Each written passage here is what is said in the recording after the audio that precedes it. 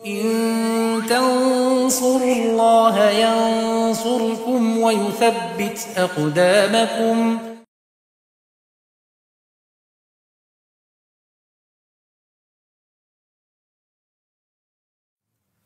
Assalamualaikum warahmatullahi wabarakatuh.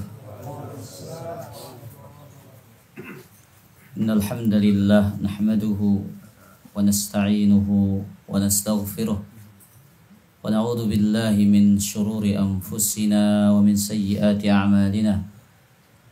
Man yahdihillahu fala mudhillalah wa man yudlil fala hadiyalah. Asyhadu an la ilaha illallah wahdahu la syarika lah wa asyhadu anna Muhammadan abduhu wa rasuluh. Ya ayyuhalladzina amanu taqullaha haqqa tuqatih wa la tamutunna illa wa antum muslimun. Ya ayyuhan nasu taqu rabbakumul ladzi khalaqakum min nafsin wahidah wa khalaqa minha zawjaha وبث منهما رجالا كثيرا ونساء واتقوا الله الذي تساءلون به والأرحام إن الله كان عليكم رقيبا.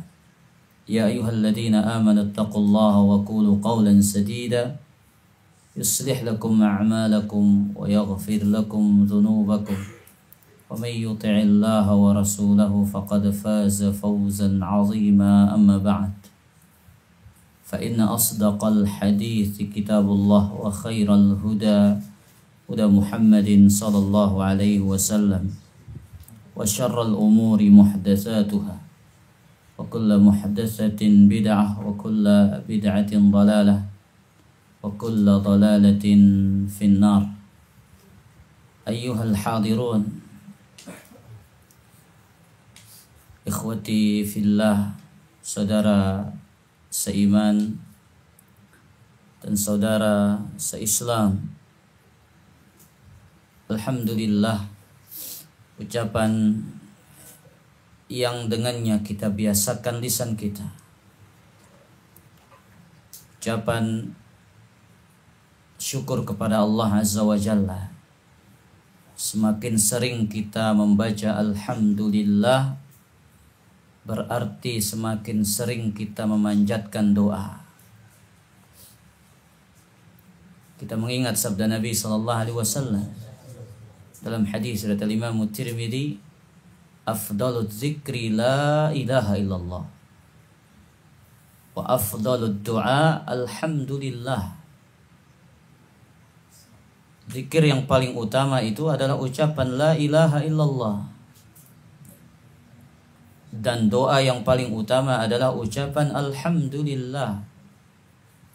Doa yang paling utama adalah ucapan alhamdulillah.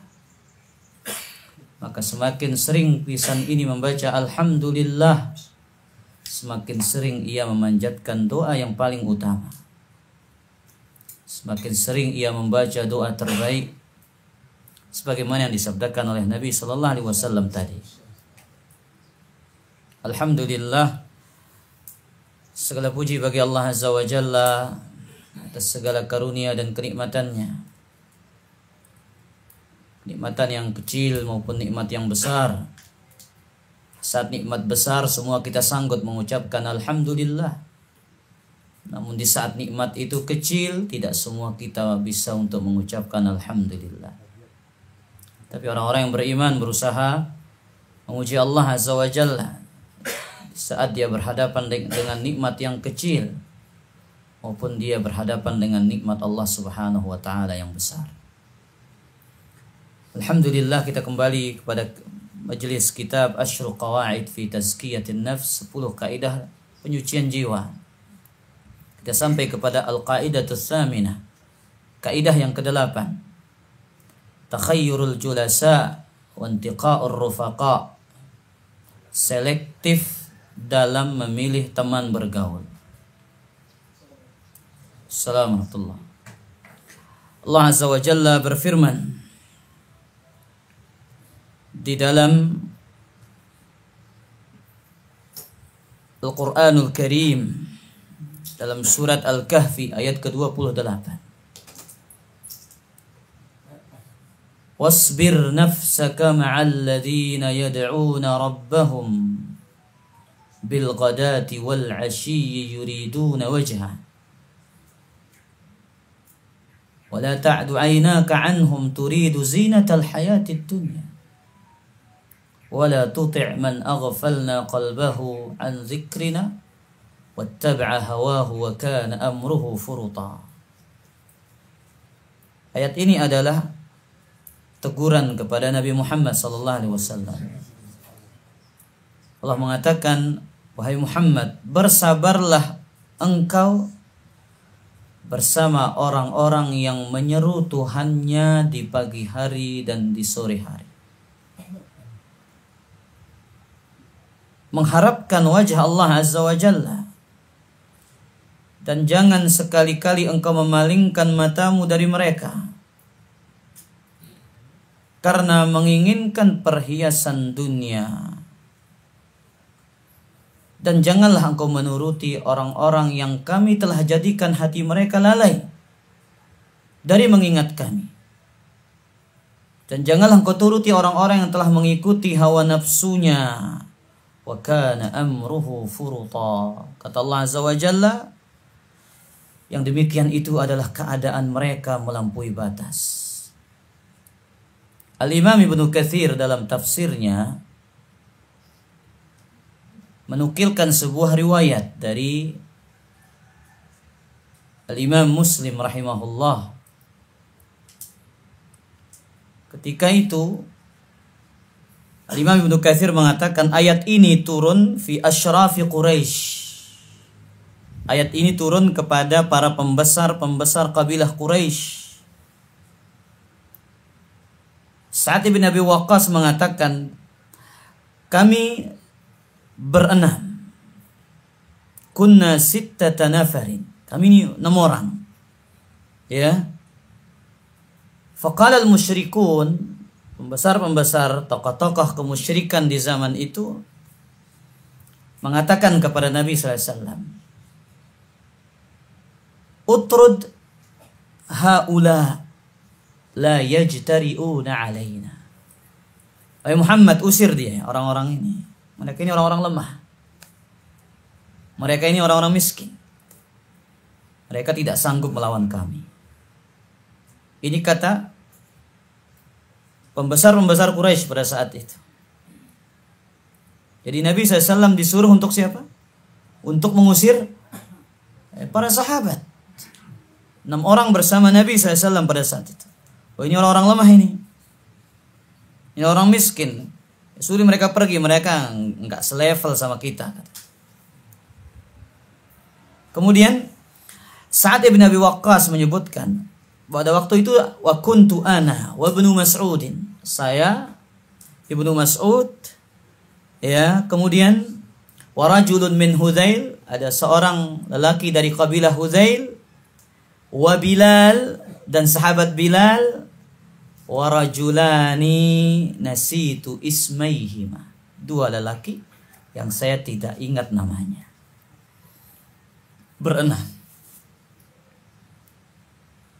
Kemudian fawaqa'a fi nafsi Rasulillah sallallahu alaihi wasallam ma waqa'a.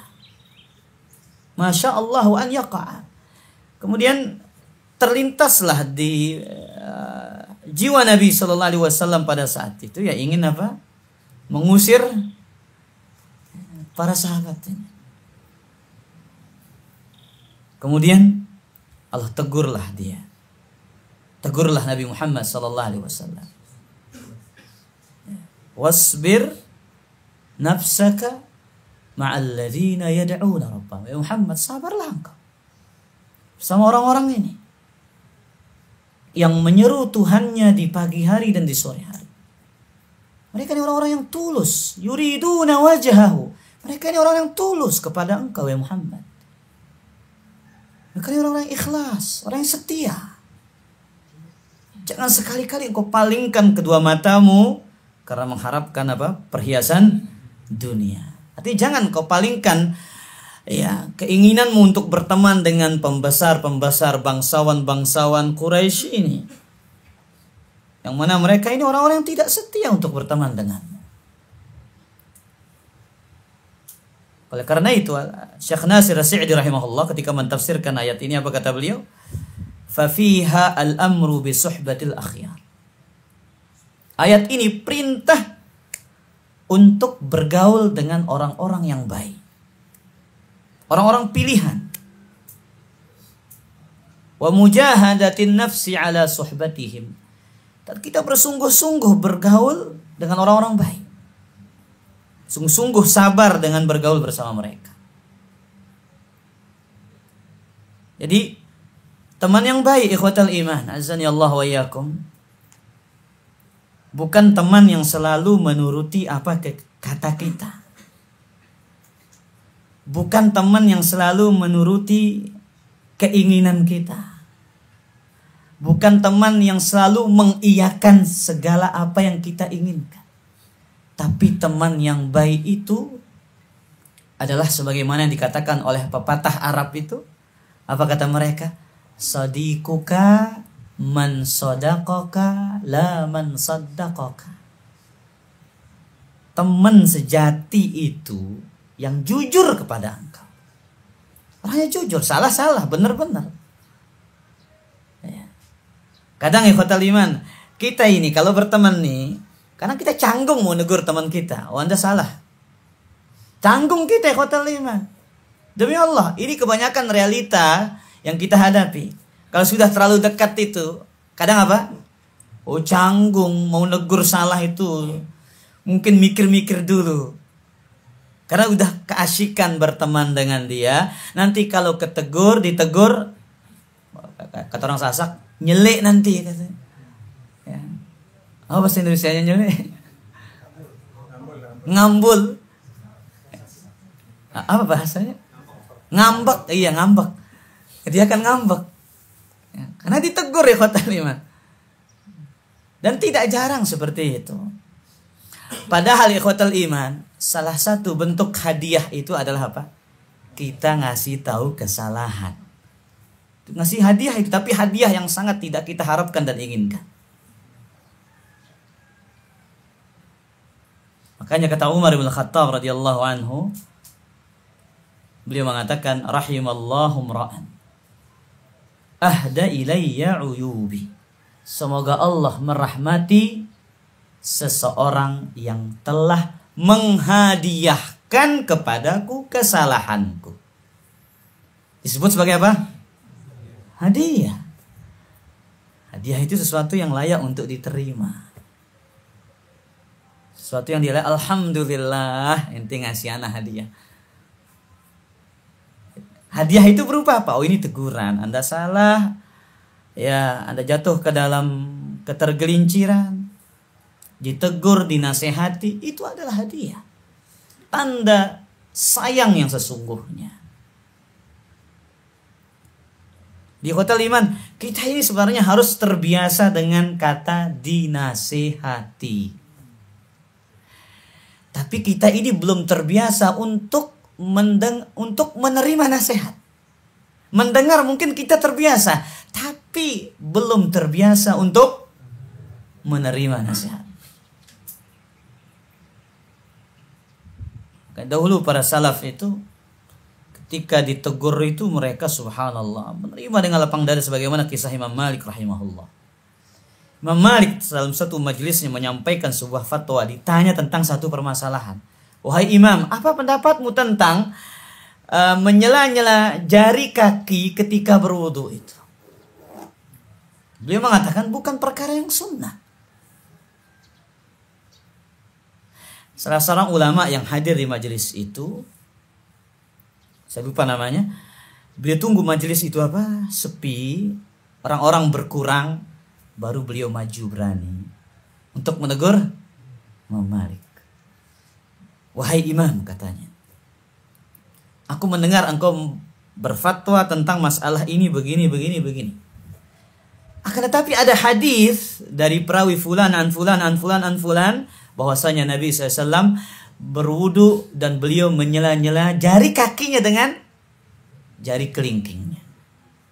Ketika mendengar nama perawi itu, Imam Malik sudah tahu, oh ini hadis yang hasan. Beliau mengatakan ini adalah hadis yang hasan. Ia menerima. Nah, kemudian pada suatu ketika lagi Imam Malik ditanya dengan pertanyaan yang sama. Imam Malik tidak ragu untuk menjawab, mengatakan itu adalah perkara yang sunnah. Imam Malik tidak mengatakan kepada yang menasihati, oh ente tak tahu saya siapa.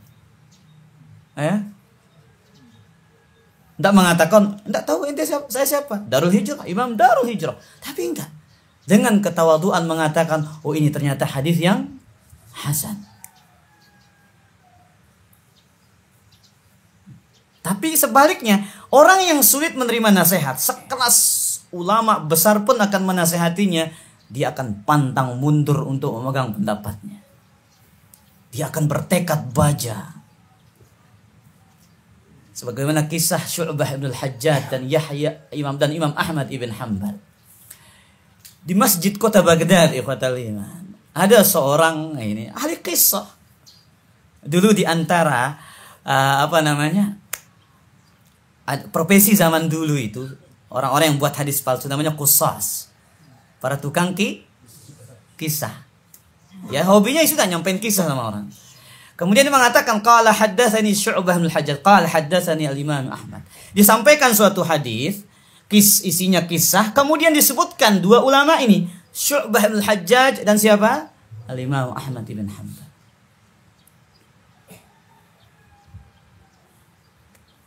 Akhirnya dua imam ini hadir di situ, dengar apa disampaikan itu.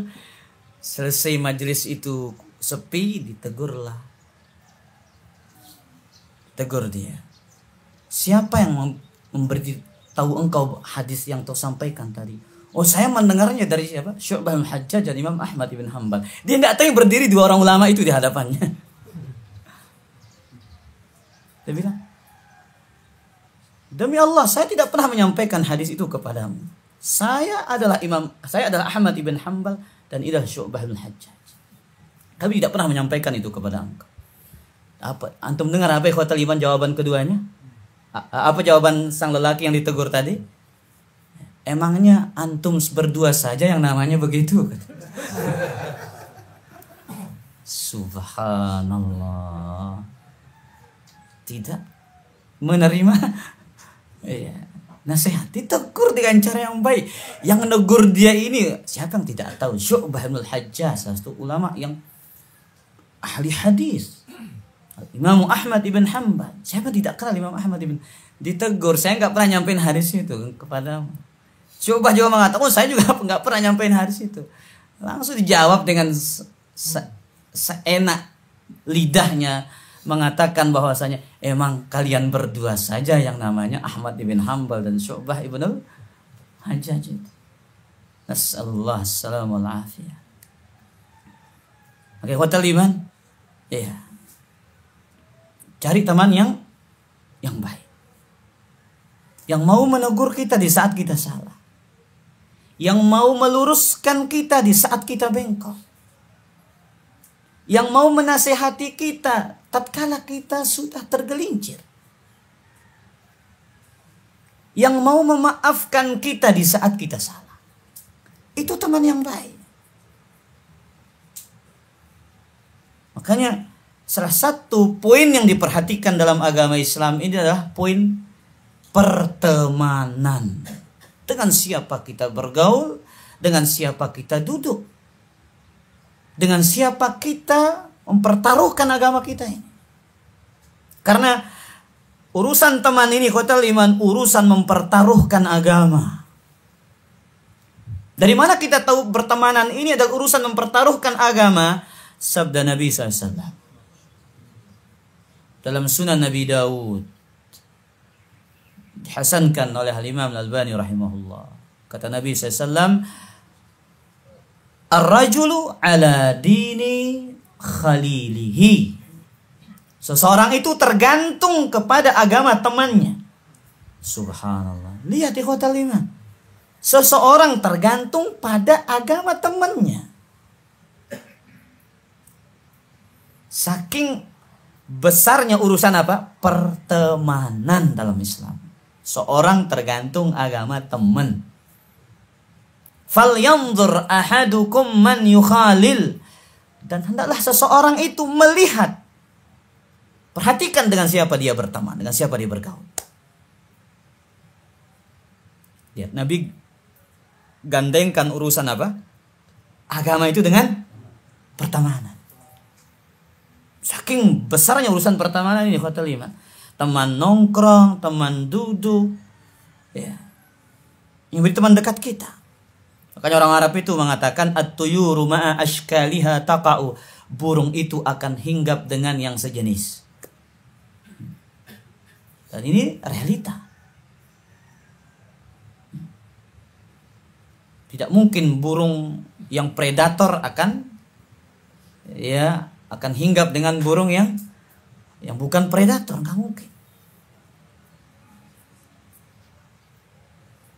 Makanya Al-Imam Al-Khattabi rahimahullah ketika menjelaskan hadis ini apa kata beliau? Al-mar'u ala dini khalilihi ma'nahu la tukhalil illa man radita dinahu wa amanatahu. Jangan kau berteman kecuali dengan orang yang engkau ridhoi agamanya. Jangan berteman kecuali dengan orang yang engkau ridhoi agamanya. Kemudian yang kedua, engkau ridhoi sikap amanahnya. Poin penting dalam pertemanan.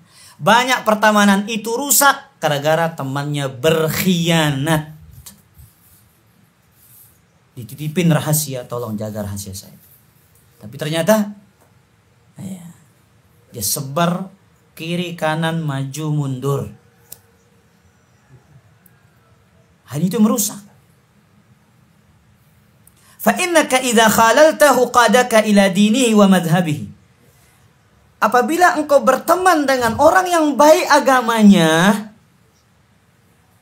ia akan menggiringmu, membawamu kepada agamanya dan pemikirannya. Mau tidak mau ikhwatal iman, kita akan terpengaruh dengan teman kita. Ya, hari ini dia orang baik, orang masih rajin sholat, orangnya soleh. Tapi ketika ia mulai bergaul dengan orang yang tidak baik, tidak soleh, dia dulu orangnya pendiam, gak suka gibah, gak suka ngomongin orang. Tapi kalau udah nongkrong sama majelisnya isinya gibah, min awalihi ila akhirihi, dari awal sampai akhir, dari episode pertama sampai episode terakhirnya ngomongin orang, ya pasti tidak akan berhenti. Awalnya dia diam, tapi lama-lama akan tertarik, sedikit demi sedikit dia akan diseret kepada hal itu. Makanya lihat ya pesan Al-Imam Al-Khattabi, Abu Sulaiman Al-Khattabi ini, wala tugharrir bidinika. Jangan tertipu dengan baiknya agamamu saat ini. Jangan tertipu dengan baiknya agamamu pada saat ini. Ya, hari ini kita merasa agama kita ini baik. Kita orang yang saleh. Kita rajin nuntut ilmu, kita rajin kajian. Kemudian kita bergaul dengan orang-orang yang jauh dari ilmu. Dengan merasa, oh kayak saya kan rajin nuntut ilmu. Jangan kira suatu saat akan datang masanya, ya, perahu yang besar itu bukan ditenggelamkan oleh besarnya ombak di lautan.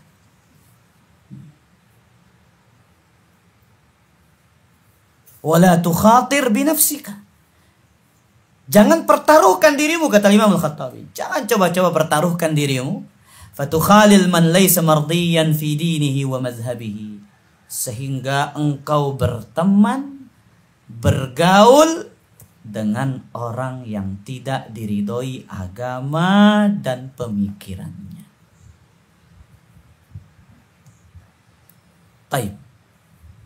Maka ikhwatal iman, azani Allah wa iyyakum, ya, kita disuruh memperbanyak teman-teman yang saleh, teman-teman yang baik, ya, teman-teman yang selalu menuntun kita kepada kebaikan. Karena ada manfaat yang luar biasa. Sebutkan oleh para ulama kita di antara fawaid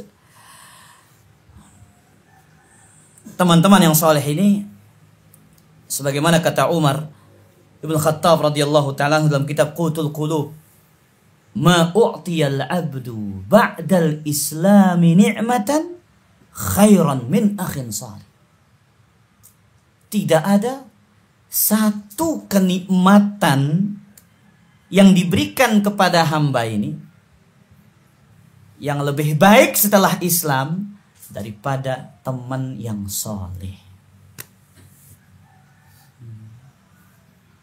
Tidak ada nikmat yang terbaik setelah apa? Setelah Islam ini daripada nikmat apa? Teman yang soleh, kata Umar. Fa idza wajada ahadukum wuddan min akhihi falyatamassak bihi. Apabila salah seorang di antara kalian menjumpai ada seorang sahabat yang saleh, maka peganglah ia dengan erat-erat.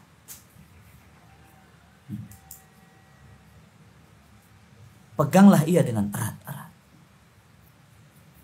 Di saat sulit dia akan membantu. Karena dia mencintai kita karena Allah. Orang yang cintanya karena Allah, dia setia.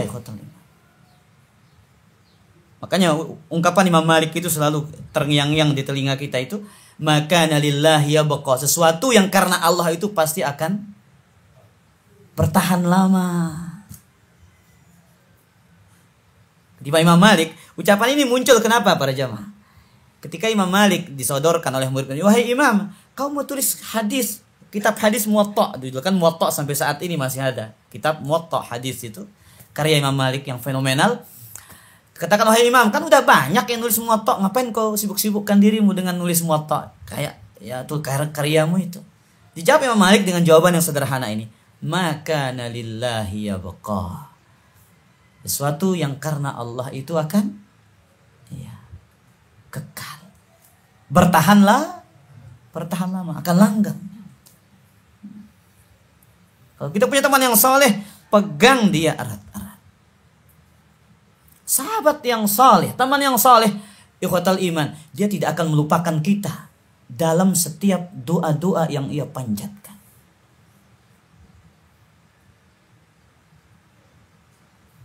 Sebagaimana kisah Abu Darda radhiyallahu taala anhu. Beliau memiliki 300 sekian teman. Ia doakan di dalam sholatnya. Bayangkan. Abu Darda ini teman yang sangat kita idam-idamkan, teman seperti beliau itu. 300 sekian, sampai istrinya negur.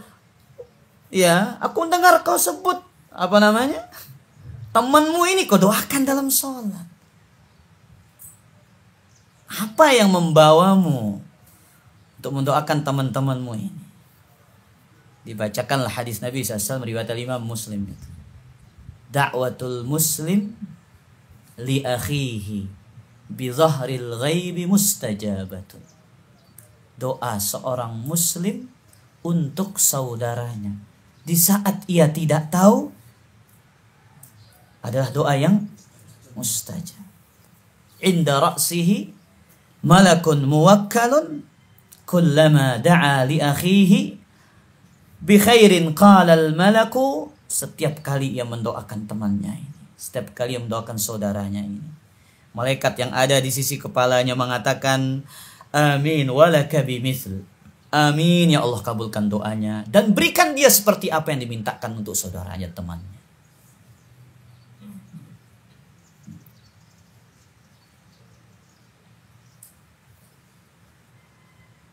Besul nih.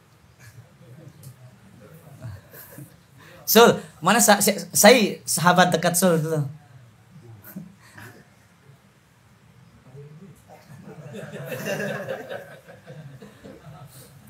Pernah doakan temannya Sul? Neng kayaknya. Oh, enggak pernah katanya. La ilaha illallah. Hadiah terbaik untuk teman kita itu adalah doa Sul. Ya. Ini jarang kita memberikan hadiah terbaik, persembahan terbaik untuk teman kita. Doa. Ya, ikhwatal iman, jangan remehkan urusan doa ini. Jangan remehkan urusan doa. kita mendoakan, kita dapat juga seperti apa yang kita doakan. Salah satu bukti tanda iman kita ini, kata Syekh Muhammad bin Shalih Al-Utsaimin, adalah kita mendoakan saudara kita, kita mendoakan teman-teman kita. Doakan dia. Dia mendapatkan ujian, doakan agar dimudahkan. Jadi persempitkan rezekinya, doakan dia. Semoga Allah Azza wa Jalla lapangkan rezekinya. Menyampaikan salam itu dikatakan hadiah. Kita nitip salam nih. Tolong titipkan salam saya sama Sul misalkan. Semacam kisah Abu Darda disebutkan, Abu Darda ini ada orang menitipkan salam, sahabatnya nitip salam sama beliau. Qila li Abu Darda, inna fulanan yuqri'uka salam. Wahai Abu Darda, fulan menitipkan salam, sahabat menitipkan salam kepadamu. Apa jawabannya Abu Darda? Hadiyatun hasanah. Oh, ini hadiah yang sangat baik. Wa mahmalun khafif, dan ini titipan yang sangat ringan. Iya, berat nggak nitip salam itu berarti? Oh enggak perlu antum pakai kantong plastik, nggak perlu pakai tas. Tinggal tolong sampaikan salam saya sama fulan. Hadiyatun hasanah, kata Abu Darda, wa mahmalun khafif, dan titipan yang sangat ringan. Kalau kita titipin kopi kan lumayan berat. Ya, tipin madu, tolong tipin madu sama fulan. Kadang kita mikir bahwa dia, oh ini memberatkan saya ini, nanti saya lupa bagaimana. Tapi kalau salam, kadang lupa pun nggak ada masalah. Iya. Karena dia ringan. Ya. Makanya ketika menantunya datang, menantu Abu Darda pernah datang ikhwatal iman kepada mertuanya bernama Safwan bin Muawiyah, kalau tidak salah. Dia cari menantu mertua laki-lakinya dulu Abu Darda, tapi nggak ketemu sama siapa? Mertua perempuannya Ummu Darda. Ditanya, mana Abu Darda? Oh, dia lagi di pasar katanya. Kemudian sang menantu ini akan pergi berhaji. Kemudian Ummu Darda meminta untuk apa? Didoakan. Minta untuk apa? Didoakan. Karena ini khotal iman, hadiah di antara hadiah terbaik itu adalah apa? Doa. Kalau ada orang pergi tempat-tempat yang mulia, ibadah haji, ibadah umrah, nitip doa ya khotal iman. Tapi jangan nitip, jangan lupa minyak wanginya. Jangan lupa coklatnya kan. Itu urusan belakang gitu. Tapi terpenting ya, tolong doakan saya. Ya. Karena itu sejatinya adalah hadiah terbaik. Taib ikhwatal iman azani Allah wa iyyakum. Kemudian kata Syekh Abdul Razzaq hafizahullah taala, walihada yaqulu Ibnu Mas'ud radhiyallahu anhu, oleh karena itu sahabat Abdullah bin Mas'ud mengatakan, i'tabirun nasa bi akhdanihim, nilailah manusia itu dari teman dekatnya. Kasih nilai orang-orang itu dari apa? Teman dekatnya. Siapa temannya nongkrong, temannya ngumpul, oh, itu sudah dia. Itu kita bisa kasih kesimpulan nilainya seperti itu. Teman ngumpulnya nilainya B+, ya kasih dia B+. Teman ngumpulnya nilainya C, berarti dia apa? Oh, C sudah nilainya. Kan jelas Nabi yang punya, kasih kita kaidah itu, khotal iman. Ya. Bukan ulama, bukan ustadz yang kasih kita kaidah itu.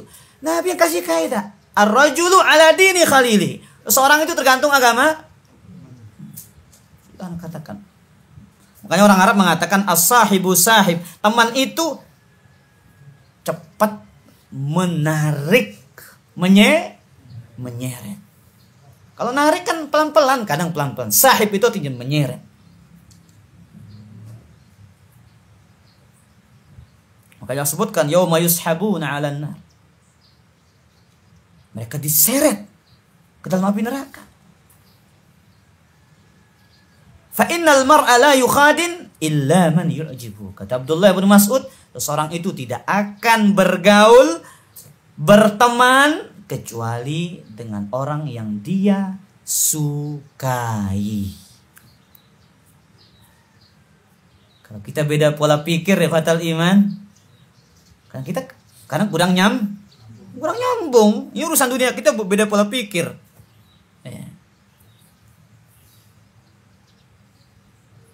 Kemudian itu menjadikan kita nggak nyambung. Akhirnya tak jadi berteman.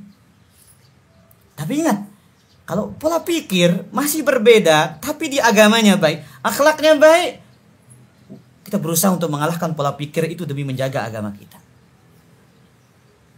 Jangan sampai gara-gara pola pikir berbeda, kemudian nyari orang yang tidak baik tapi pola pikir sama. Maka ini adalah dikatakan orang-orang yang mempertaruhkan agamanya. Makanya lihat, ada permisalan sederhana yang dipermisalkan oleh Nabi SAW tentang teman yang baik itu. Ini hadis yang sangat masyhur, sering kita dengar. Apa kata Nabi SAW?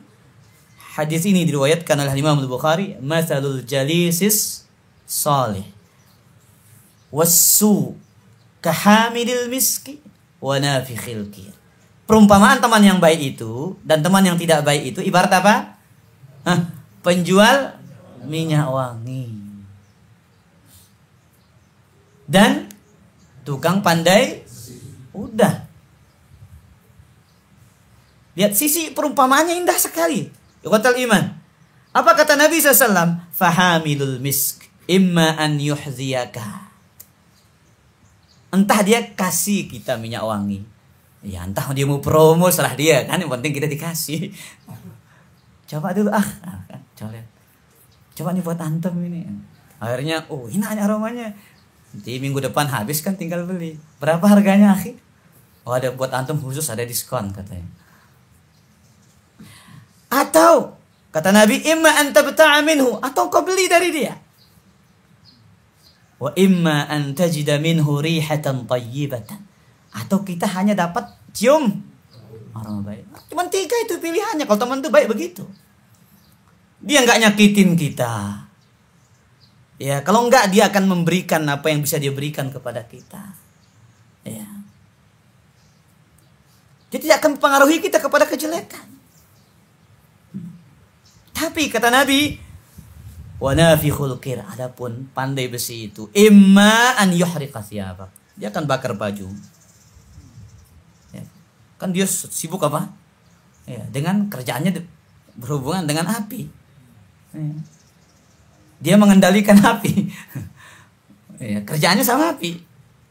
Entah kita terkena dengan percikan-percikan api itu, atau minimal kata Nabi, wa imma an tajida rihan khabithatan, kau akan menjadi aroma yang tidak baik.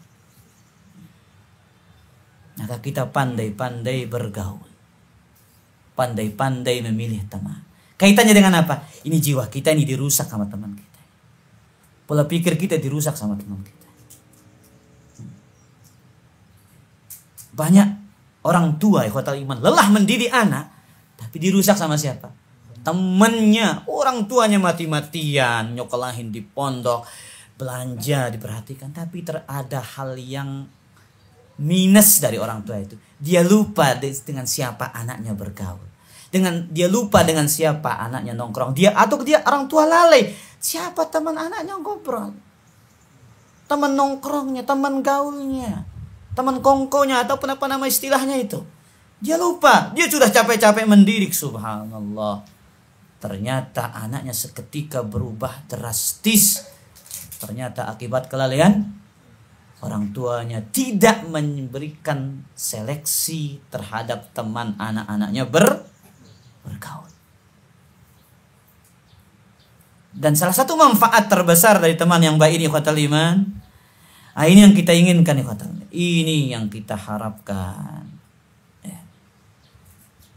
Kita ingin teman yang baik ini sebagaimana yang dikatakan oleh Hasan Al-Basri rahimahullah, istakthiru minal asdiqa'il mu'minin fa inna lahum syafa'atan yawmal qiyamah. Perbanyaklah teman dari orang-orang beriman, karena mereka memiliki syafaat pada hari kiamat. Ini ucapan Hasan Al-Basri. Dari pertemanan, mudah-mudahan ikhwatal iman, saya dan antum ini orang-orang yang berteman karena Allah.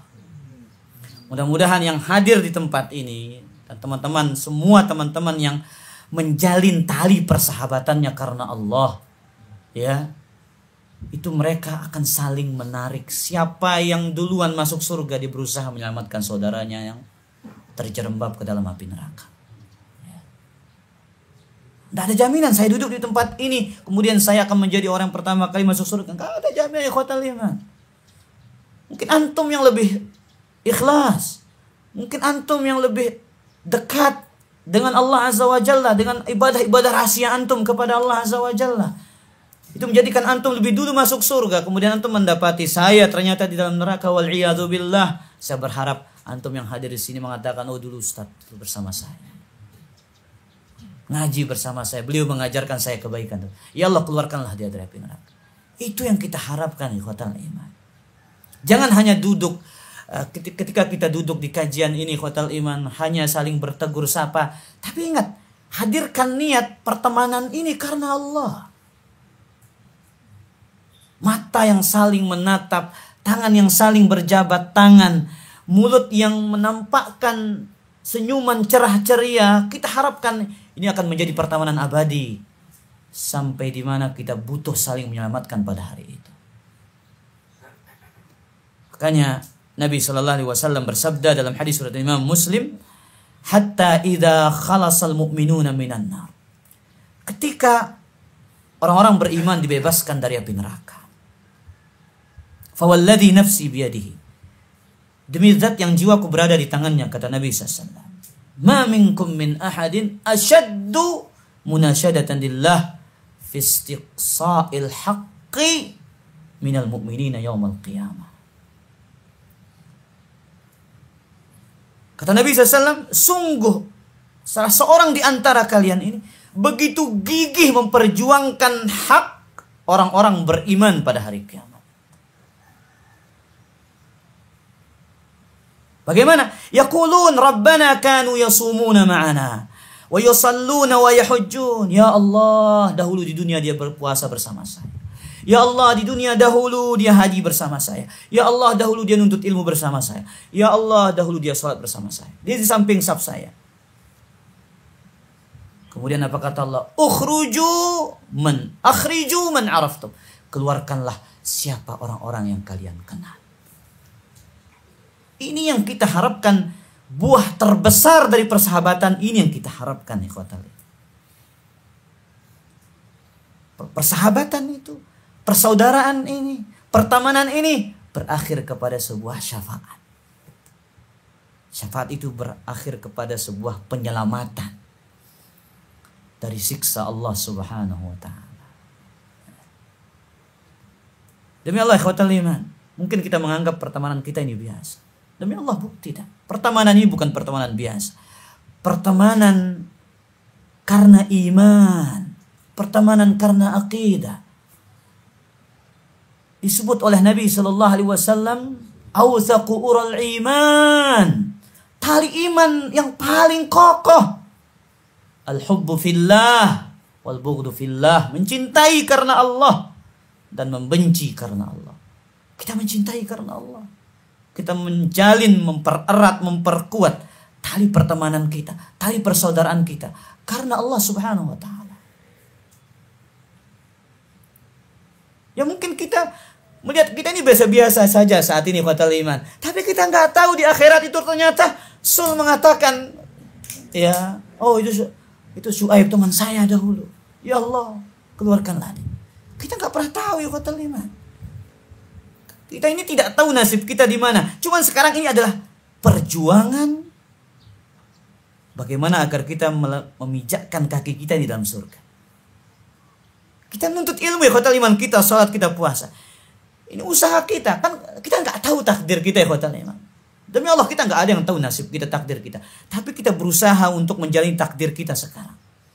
Kita berjuang dengan sholat, dengan menuntut ilmu, dengan belajar, dengan bersedekah dan sejenisnya di segala kebaikan itu. Agar kita orang-orang yang termasuk menginjakkan kakinya di dalam surga dan jangan sampai tersentuh jasadnya oleh api neraka.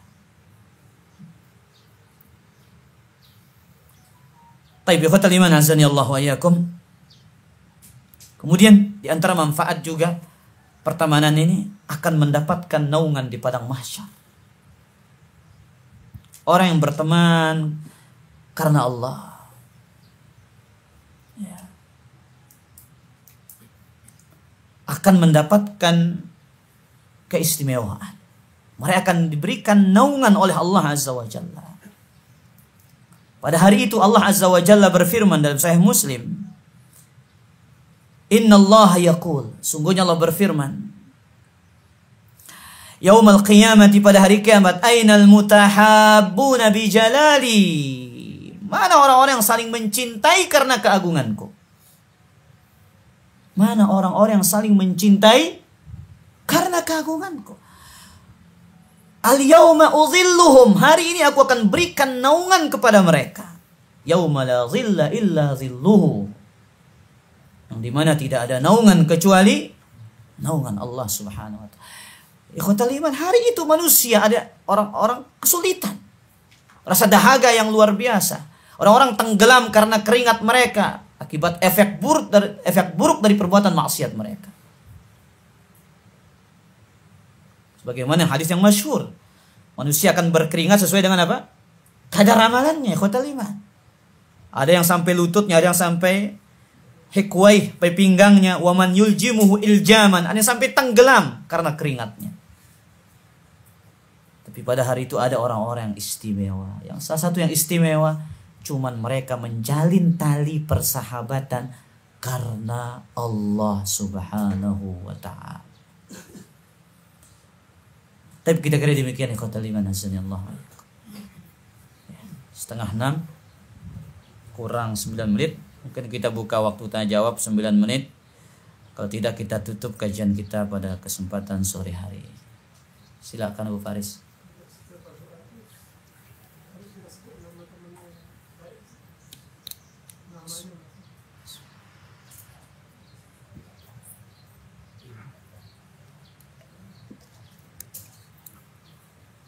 Apakah ketika kita berdoa itu kita harus sebut nama teman kita? Yang enggak harus. Ya Allah, ampunilah teman saya, rahmatilah dia. Ya Allah, lapangkan rezeki teman saya. Antum sebut juga enggak ada masalah. Allah tahu kemana arah doa kita dan niat kita. Ya. Tapi ya, dari zahir kisah Abu Darda itu disebut betul mungkin 300 orang itu. Ya. Karena Ummu Darda tahu jumlahnya. Ya.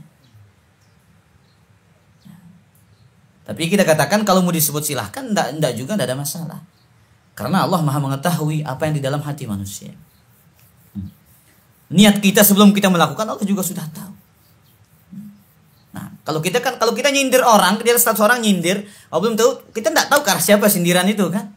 Ya, itu manusia. Tapi Allah Azza wa Jalla Maha tahu segala-galanya. Tidak perlu kita sebut namanya juga, Allah tahu untuk siapa doa itu. Nah, Allah Ta'ala a'lam.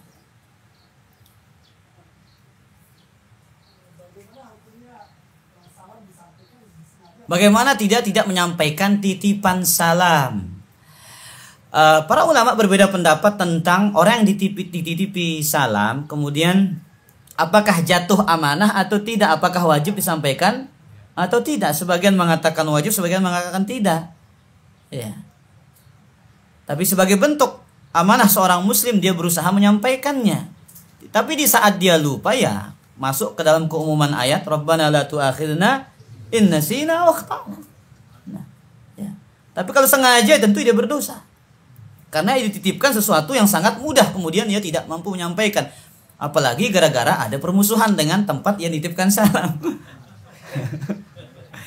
Iya kan, kadang teman kita kan usil kadang-kadang ikhwatul iman. Oh, ditahu ini ada konflik, ya, ada selek gitu. Coba, tolong sampaikan salaman sama fulan ya, katanya. Di nguji dia agar saling tegur sapa. Sebenarnya niatnya baik agar dia saling tegur sapa. Oh, tapi kurang ajar nih orang, katanya. Ya, gara-gara dia tahu saya ada hubungan tidak baik, akhirnya saya dititipkan salam. Nah, wallahu ta'ala ala wa ala. Kah?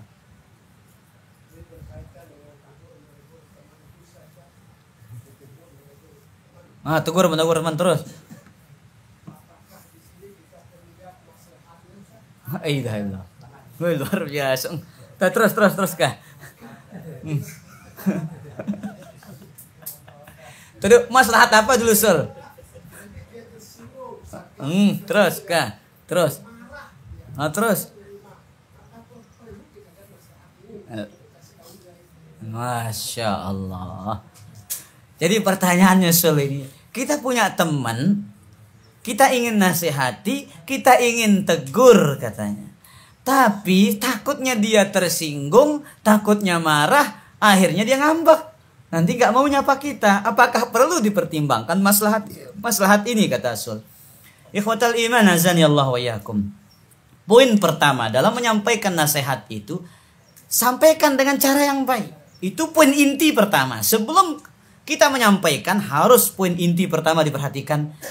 Sampaikan dengan cara yang baik, tentu kalimat yang pas, kata-kata pilihan, waktu yang tepat. Ya, bawakan dia hadiah dulu, Sul. Ya, cari momen yang pas. Antum tanya istrinya, ini kan suaminya apa kesukaannya dulu, biar dia tahu. Ya, biar dia pangling nanti ketika dikasih. Nah, setelah dia senang, baru kasih apa? Kasih dia khutbah terus. Yang penting dia senang dulu. Orang sudah susah dikasih lagi, disikat lagi. Ya, tambah susah dia. Ya. Urusan ketersinggungan dan tidak tersinggung itu wajar dalam dunia nasihat. Tidak ada orang tidak tersinggung dengan nasihat. Karena itu bagian dari kesalahan dia. Ya. Tapi ingat, sampaikan dengan cara yang baik, metode yang baik, waktu yang tepat. Ya. Sehingga nanti ketika meskipun mungkin belum mampu untuk menerima, minimal dia akan diam, tidak berontak. Ya bukan memang begitu aturan agama. Jangan main sikat terus ente ini nggak benar nih. Bukan begitu. Ya. Makanya para ulama itu melarang menasihati di khalayak ramai itu. Ya. Itu disebut ta'yir, bukan nasihat tapi menyalahkan. Kadang ini sering timbul permusuhan di antara ikhwan kita ini para jamaah. Kadang ada kesalahan, kemudian misalkan masalah anaknya, dibawa anaknya sholat, kemudian ribut, langsung saking temperamental. Woi, siapa punya anak ini? Ribut, nah bukan malah nasihatin. Akhirnya orang tuanya tersinggung. Akhirnya terjadilah apa? Pertengkaran dan perselisihan. Demi Allah ikhwatal iman, kalau nasihat itu disampaikan dengan cara yang baik, dengan metode yang baik, dengan waktu yang pas dan diperhatikan itu, insya Allah tidak ada yang tidak mau menerima. Ya. Orang-orang yang menolak, mereka hanya orang-orang yang hatinya keras. Ya. Allah Ta'ala ala.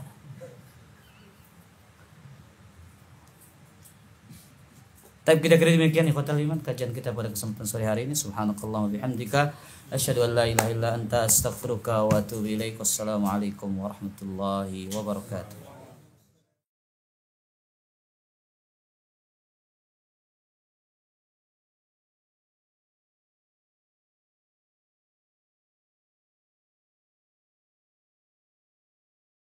إن تنصروا الله ينصركم ويثبت أقدامكم